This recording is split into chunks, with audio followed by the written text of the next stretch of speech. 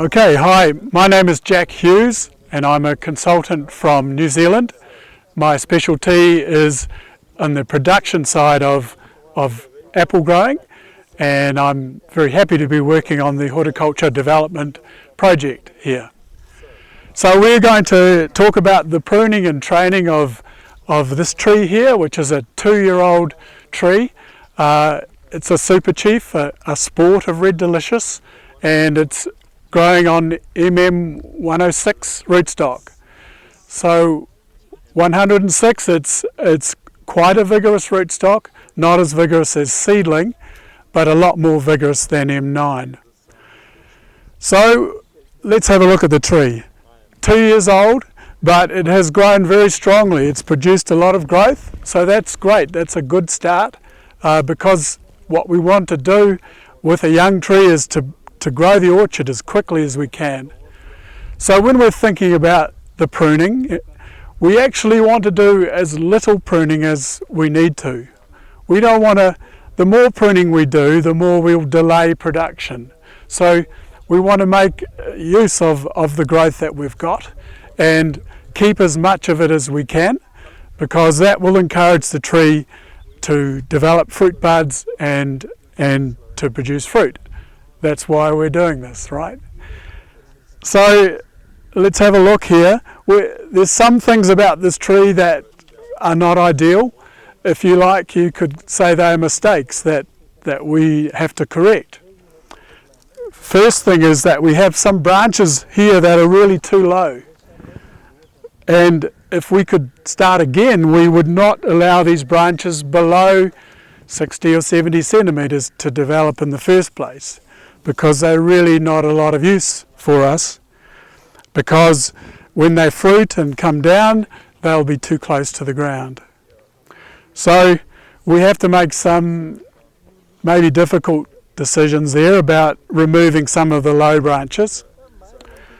We have some branches here in this zone that are a good height for us, and where possible we'll keep as many of these, and especially if they have a nice flat angle, because we will be able to train them down and they won't break, they won't shear away from the trunk.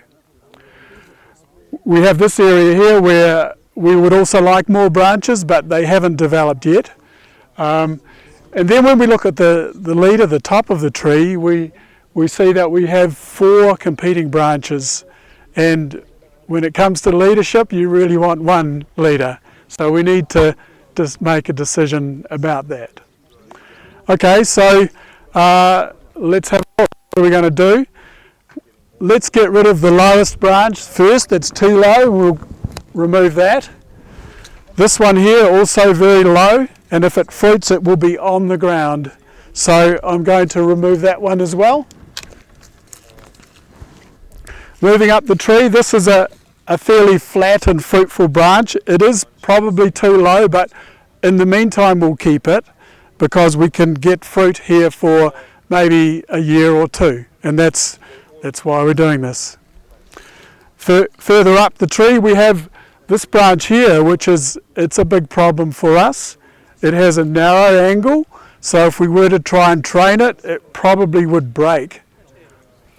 And already it's so strong, it's nearly competing for the leader. So we need to remove this branch completely. But I'll use this branch just to explain something else that we don't think you should ever do. A heading cut is when we cut into vertical, upright, or vegetative wood. So if we were to do that, it's going to have some bad effects. It is going to stiffen up here, and then it's going to produce a lot of vegetative shoots again. So none of those things are helping us. So we say never head into upright wood. That is taking us in the wrong direction. So when we want to remove it, it's also worth looking at what cut to make to remove it. So we want to leave a bevel there so that we retain some of the dormant buds, the sleeping buds here, so that we might get some flatter branches coming from there. So we wouldn't cut it really flush, we'd leave a bevel. Maybe I've left an exaggerated one there. So we have to have 1 leader, so we'll do those bevel cuts there to keep our leader. This branch is probably too strong and too upright and really competing. So if it was a little bit weaker and a bit flatter, we could keep it and train it down. But in this case, because it is nearly the same height as the leader, unfortunately, I'll remove that one as well. So the pruning now is finished. We don't want to do any more, but we need to finish the job by training these branches down. And there's really two options here.